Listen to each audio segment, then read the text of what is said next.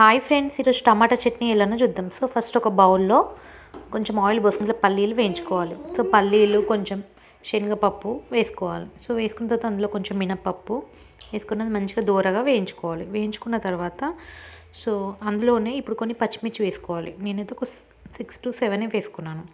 So పచ్చిమిర్చి ఇలా మంచిగా వేసుకొని అవి కూడా మంచిగా గోలాలి.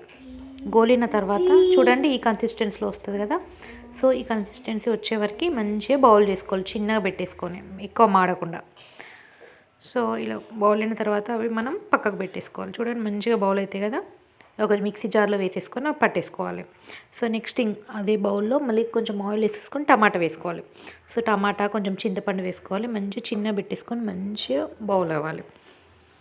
సో అది మంచిగా బౌల్ అయితే చూడండి మంచిగా కొంచెం సాల్ట్ కూడా వేయాలి మెత్తగా ఉడకడానికి. సో ఇలా వేస్తే ఏంటంటే మనకు చట్నీ అనేది మంచిగా ఉంటుంది. ఎందుకంటే ఇప్పుడు ఈ టైంలో టమాటోస్ అనేది మొత్తం వాటర్ ఉంటుంది. సో వాటర్ అంతా కూడా మంచిగా పోవాలి. అలా అయితేనే చట్నీ అనేది చాలా బాగుంటుంది. అండ్ మనకి వింటర్లో కొత్తిమీర అనేది చాలా ఉంటుంది, అది ఈ కొత్తిమీర వేసుకోవాలి. సో టమాటో కొత్తిమీర పచ్చడి చాలా అంటే చాలా టేస్టీగా ఉంటుంది.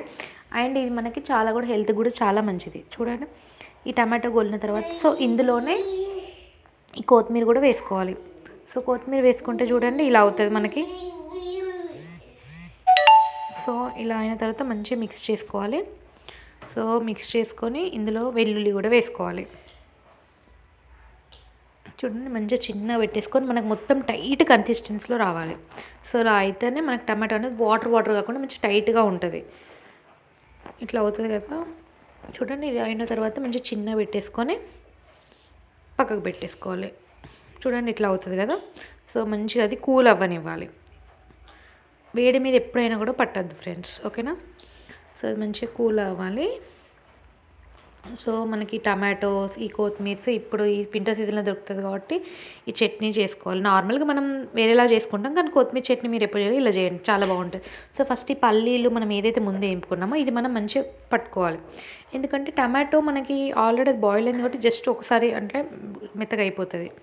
సో ఇది పట్టుకున్నాక మనకి ఇలా అవుతుంది కదా. సో ఇప్పుడు ఏం చేయాలి అంటే ఈ టమాటోస్ కూడా అందులో వేసేసుకోవాలి. సో వేసుకొని మనకు కావాల్సినంత జీలకర్ర, సాల్ట్, కొంచెం ఏంటంటే మెంతి పొడి వేయాలి.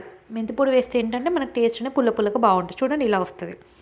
సో ఇలా వస్తే అంతే. ఇప్పుడు ఒక ప్యాన్లో ఆయిల్ పోసేసుకొని అందులో జీలకర్ర, ఆవాలు, ఎండుమిర్చి, కొంచెం కరివేపాకు వేసుకోవాలి ఫ్రెండ్స్, అంతే. సో ఈ చట్నీ ఏదైతే మనం మిక్స్ చేసుకున్నామో అది అందులో వేసుకుంటే సూపర్ టేస్టీ కొత్తిమీర tomato chutney is ready. Thank you for watching this video. Like, share, subscribe.